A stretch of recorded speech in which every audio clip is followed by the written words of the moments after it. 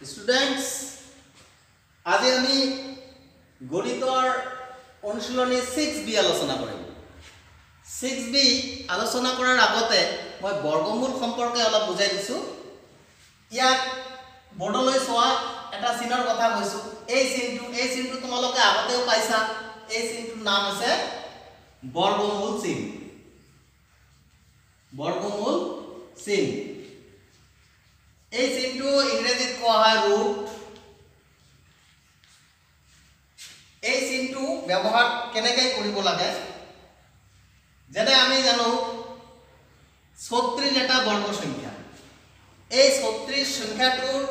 বৰ্গমূল 6। আমি যদি এই চিনটো 36ৰ ওপৰত এনেকৈ দিওঁ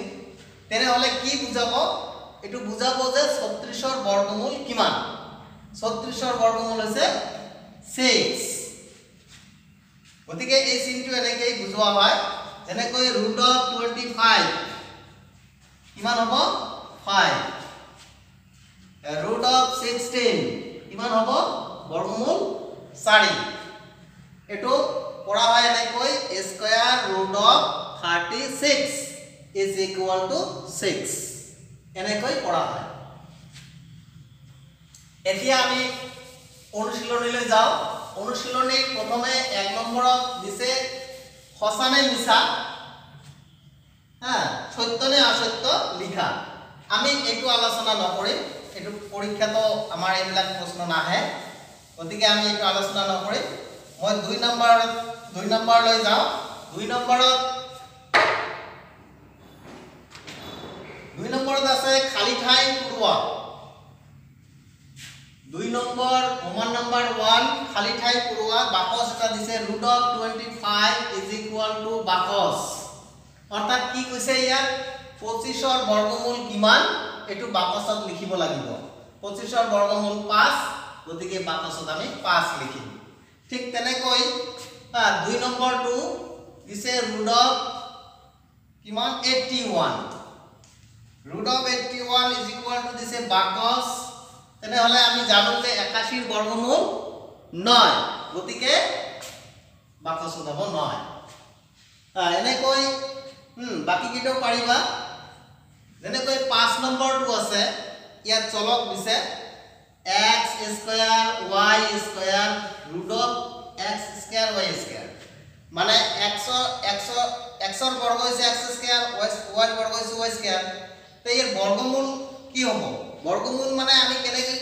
কৰিব লাগিব যে স্কয়াৰ আৰু এই ৰুটটো আৰু স্কয়াৰ এটো কেনসেল দিব লাগিব। কেনসেল দি কেৱল x y থাকিব। গতিকে x² y² ৰ বৰ্গমূল হ'ব xy। এটো বাকসৰ ভিতৰত থাকিব। এনেকৈ বাকি বিলাক নিজে কৰি ল'ব পাৰিবা।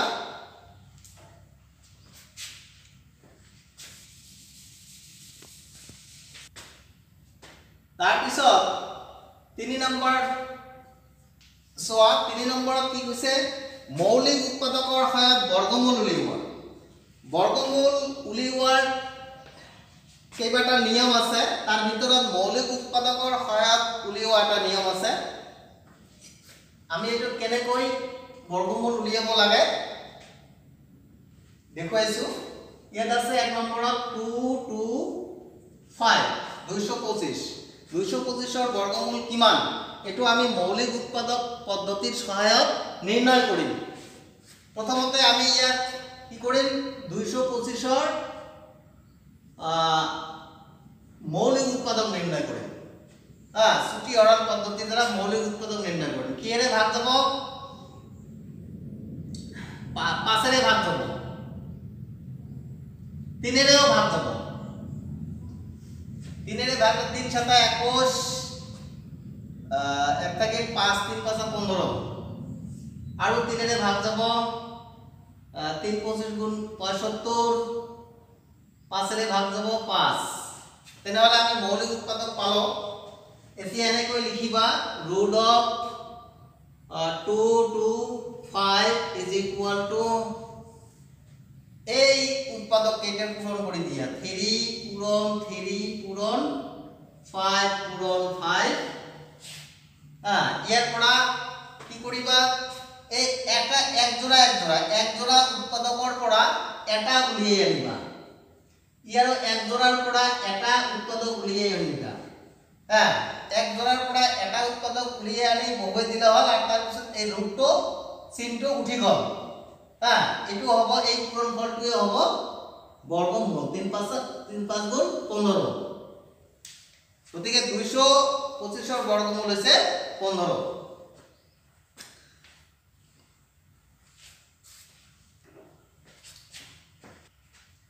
তাৰ পিছত 4 নম্বৰ সোয়া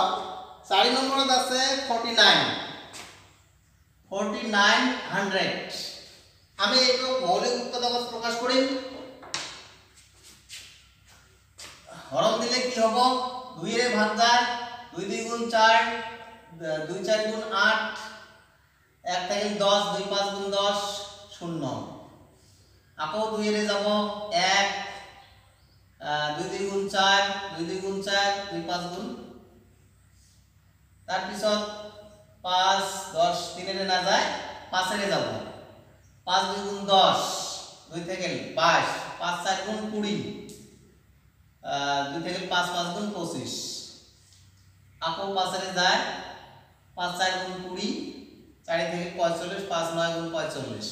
এতিয়া 7 রে ভাগ যাব 7 7 গুণ 49 হ্যাঁ এতিয়া আমি কি লিখিম যে root of 4900 is equal to 2 পূরণ 2 পূরণ 5 পূরণ 5 পূরণ 7 পূরণ 7 হ্যাঁ এতিয়া এনেকৈ লিখিব পাৰি 2 পূৰণ 2 2 স্কয়াৰ পূৰণ 5 স্কয়াৰ পূৰণ 7 স্কয়াৰ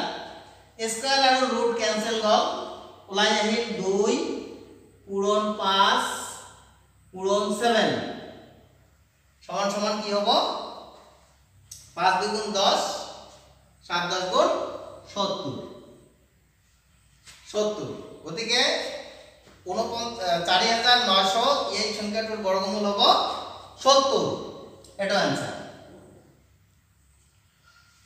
এইটো হৈছে মৌলিক উৎপাদক বিশ্লেষণ পদ্ধতি এই পদ্ধতিৰ সহায়ত এনেকৈ অংক বিলাক সমাধান কৰিব পাৰি গতিকে বাকি বিলাকো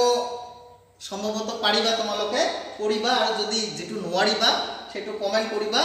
হ্যাঁ সেটো মই পিছৰ ভিডিঅত জনাই দিম কৰি দিম এইবাৰ 4 নম্বৰ অংকটো চোৱা 4 নম্বৰ অংকত দিছে একে উৎপাদক জোৰ কৰা পিছত বৰ্গমূলবোৰ মুখে মুখে উলিয়াই লিখা সৰল কৰিব নালাগে তাই 1 নম্বৰত দিছে 4 ৰ 1 নম্বৰত দিছে 2 স্কয়াৰ পূৰণ 5 স্কয়াৰ আচ্ছা ইয়াত আমি উৎপাদক বিলাক জোৰ কৰিম 2 স্কয়াৰ মানে 2 পূৰণ 2 5 স্কয়াৰ মানে 5 পূৰণ 5 এতিয়া এটোৰ বৰ্গমূল উলিয়াবলৈ হলে আমাক বৰ্গমূল নিৰ্ণয় কৰি কৈছে গতিকে আমি নিৰ্ণয় বৰ্গমূল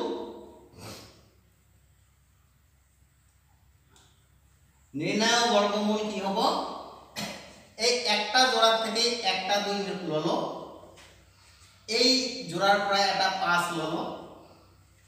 কিমান হ'ব 5 2 গুণ 10 গতিকে বৰ্গমূল হ'ব 10 ঠিক আছে এনেকৈ বাকি বিলাকো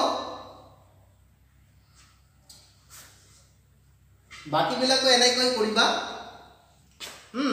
এবিলাক সহজ আছে মই আৰু এটা দেখাই দিছো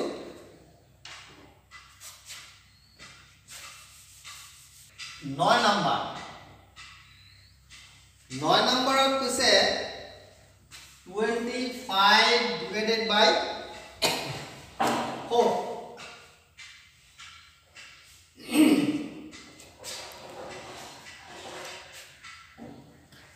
এটো কি হ'ব 25 মানে 5 পূরণ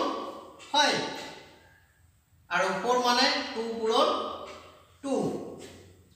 গতিকে বৰ্গমূল কি হব অতএব বৰ্গমূল ওপৰত এই 5ৰ জোড়াটোৰ পৰা এটা 5 আহিল আৰু তলত 2ৰ জোড়ৰ পৰা এটা 2 আহিল গতিকে বৰ্গমূল হ'ব 5/2 এটো এনেকৈ বাকিবিলাক কৰিবা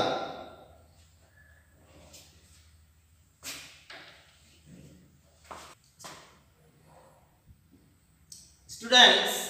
এইবাৰ মই 5 নম্বৰ লৈ যাম 5 নম্বৰত কৈছে মান উলিওৱা ইয়াত 5ৰ 1 নম্বৰ চোৱা কি দিছে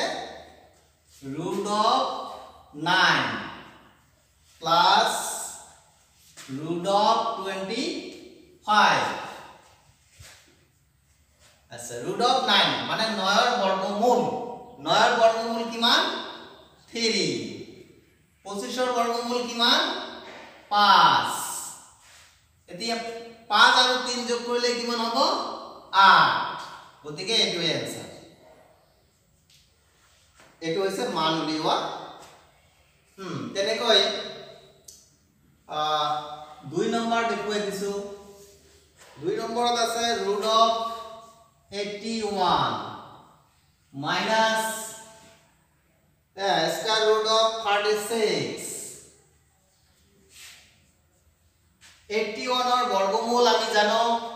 9 আৰু 36 ৰ বৰ্গমূল হৈছে 6 এলে 9 ৰ পৰা 6 বাদ দিলে কিমান থাকিব 3 এই নিৰ্ণয় মান 3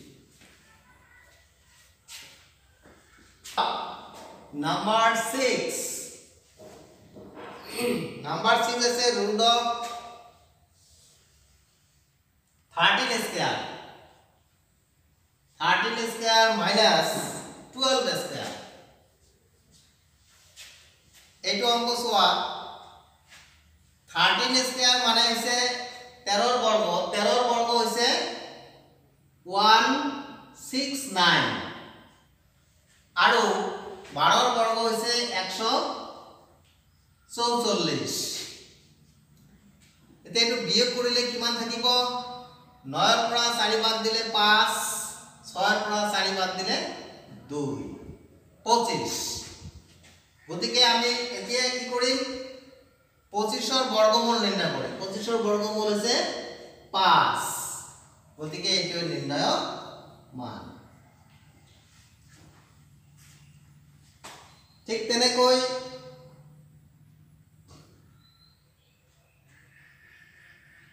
12 নম্বৰ 12 নম্বৰটো 12 নম্বৰ কি আছে 1 divided by root of 100 plus root of 2 সমস্ত 4 ভাগে 1 এটো আছে 1 divided by root of 100 মানে 100 ৰ বৰ্গমূল 100 ৰ বৰ্গমূল কিমান 10 প্লাস এটো মিশ্র ভগ্নাংশত আছে এটো অপ্রকৃত ভগ্নাংশ লৈ ললে কি হ'ব 4 দুগুণ 8 একে 9 9 divided by 4 1 divided by 10 plus 9 ৰ বৰ্গমূল 3 4 ৰ বৰ্গমূল 2 এতিয়া কি হ'ব এতিয়া এটা যোগ কৰিম ভগ্নাংশটো যোগ কৰিলে আমাৰ 10 আৰু 2 ৰ লসাগু 10 হ'ব 10 ৰে 10 ভাগ কৰিলে 1 দিয়ে 1 পূৰণ কৰিলে 1 হ'ব ঠিক তেনেকৈ 2 দিয়ে 10 ভাগ কৰিলে 5 5 ৰে 3 পূৰণ কৰিলে 5 3 গুণ 15 হ'ব যোগ কৰিলে হ'ব 16 ডিভাইড বাই 10 কাটাকাটি আমি লঘিষ্ঠ আকাৰত ললে কি হ'ব 2 ৰে ভাগ যাব 8 2 গুণ 16 আৰু 5 2 গুণ 10 গতিকে রেজাল্টটো কি হ'ব 8 ডিভাইডেড বাই 5 এইটো आंसर স্টুডেন্টস আশা কৰো বুজিছা হ্যাঁ এই 5 নম্বৰ পৰা 5 নম্বৰ আটাইবিলাক অংক কৰিবা আৰু যদি কোনোবা এটা অংক কৰিব নোৱাৰা তেনেহলে জনাবা পিছত কৰি দিয়া হ'ব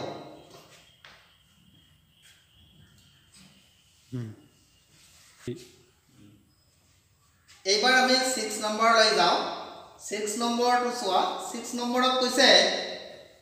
যে root of a square plus b square এর মান উলিওয়া যদি Roman number 1 a is equal to 3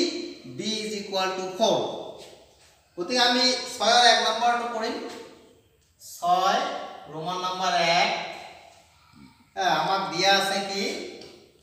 a is equal to 3 b is equal to 4 এর মান 3 আৰু b এর মান 4 এতিয়া আমি কার মান লিখিব লাগে root of a square plus b square এর মান root of a square plus b square সমান সমান এনেকৈ লিখা এর মান যেহেতু 3 গতিকে আমি ইয়াত লিখিম 3 স্কয়ার প্লাস b এর মান 4 আছে গতিকে মই ইয়াত লিখিম 4 স্কয়ার এতিয়া 3 স্কয়ার মানে 9 3 এর বর্গ 9 আর 4 স্কয়ার মানে 16 4 এর বর্গ 16 এতিয়া 9 আর 16 যোগ কৰিলে কিমান হ'ব 25 root of 25 root of 25 মানে 25 এর বর্গমূল গতিকে 25 এর বর্গমূল কিমান হ'ব 5 এটো হৈছে নির্ণয় মান ঠিক আছে এনেদৰে 6 এৰ 2 নম্বৰটো এনেকৈ কৰিব পাৰি গতিকে তোমালোকে এটো ঘৰত 2 নম্বৰটো কৰিবা এনেকৈ এটো নিচিনাকৈ ঠিক আছে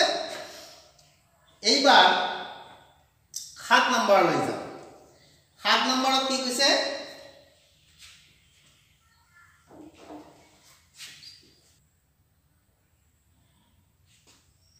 এইবাৰ 7 নম্বৰটো চোৱা 7 নম্বৰত কৈছে কি নিখুঁত বৰ্গ কোন কেইটা বাছি উলিয়ে বৰ্গমূল উলিওয়া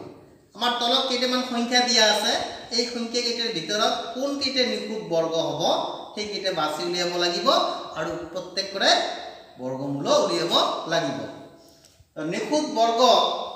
মানে সম্পূৰ্ণ বৰ্গ হ্যাঁ পূৰ্ণ বৰ্গ যেটো কোৱা হয় সেটো হৈছে নিখুঁত বৰ্গ ইয়াত নিখুঁত বৰ্গ সংখ্যা কেইটা আছে 7 নম্বৰ নিখুঁত বর্গ সংখ্যা কেইটা আছে 169 এটো এটা নিখুঁত বর্গ তার পিছত আছে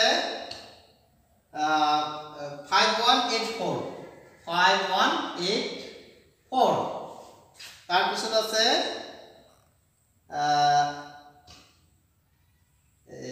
কি কয় 36 এটো আছে 36 ডিভাইডেড বাই 25 এই কেইটা আছে নিখুঁত বর্গ বাকিবোৰ নিখুঁত বৰ্গ নহয় গতিকে এই কেইটা নিখুঁত বৰ্গ আমি বৰ্গমূল উলিয়াব লাগিব হ্যাঁ বৰ্গমূল 169 মানে এটোৰ বৰ্গমূল কিমান হ'ব 13 হ'ব 169 এৰ বৰ্গমূল 13 তাৰ পিছত root of 36 divided by 25 এটোৰ বর্গমূল কি হ'ব 36 এর বর্গমূল 6 25 এর বর্গমূল 5 এটো বর্গমূল হ'ব এতিয়া 5184 এটো আমি হ্যাঁ ডাইরেক্টলি কৰিব নোৱাৰো এটো আমি মৌলিক উৎপাদক পদ্ধতি ইতিমধ্যে আমি শিকিছো মৌলিক উৎপাদক পদ্ধতিৰ সহায়ত এটো আমি কৰিব পাৰিম তো মৌলিক উৎপাদক পদ্ধতি আমি ইতিমধ্যে শিকিছো গতিকে মৌলিক উৎপাদক পদ্ধতিৰ সহায়ত তোমালোকে নিজে ঘৰত এটো বৰ্গমূল উলিয়াই লবা বৰ্গমূল কিমান হয় এটো উলিয়াবা এটো তোমালোকৰ কাৰণে ৰাখিছো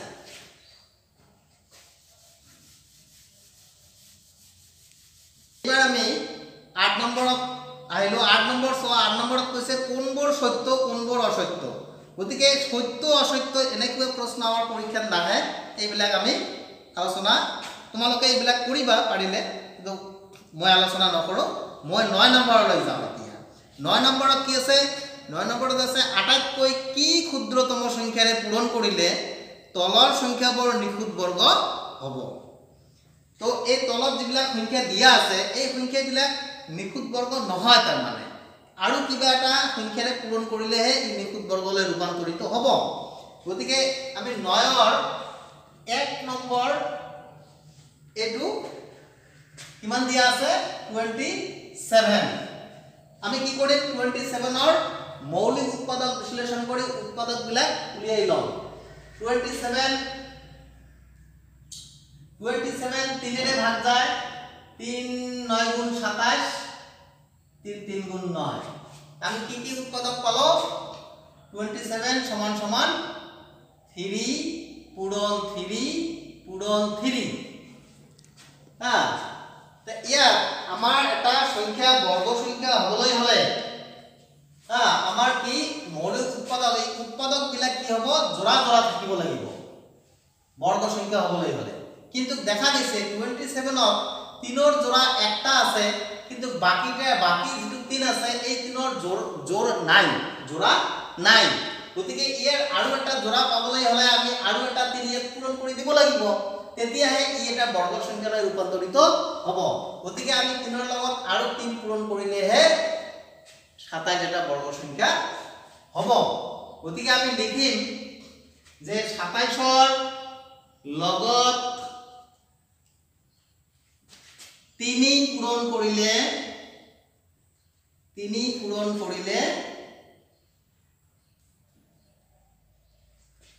ই নিখুঁত বৰ্গ হ'ব নিখুঁত বৰ্গ হ'ব এটো आंसर আমাক প্ৰশ্নটো কৈছে এনেকৈ হ্যাঁ যে তল